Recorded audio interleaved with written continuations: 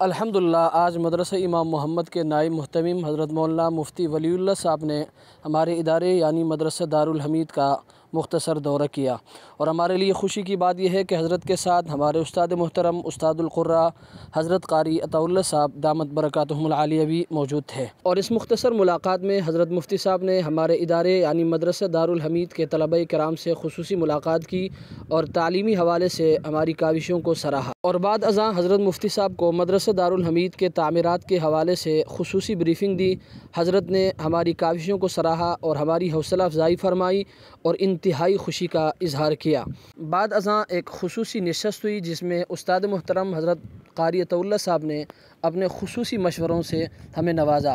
اور آخر میں حضرت مفتی صاحب کے پر اثر دعاؤں کے ساتھ اس دورے کا اختتام ہوا، اور ہم نے بھی شکریہ کے ساتھ اپنے ان خصوصی مہمانوں کو رخصت کیا۔ اللہ تبارک و تعالیٰ ان کے آنے کو قبول فرمائے، اور اللہ تبارک و تعالیٰ اس کا بہترین بدلہ دنیا اور آخرت دونوں میں ان حضرات کو نصیب فرمائے۔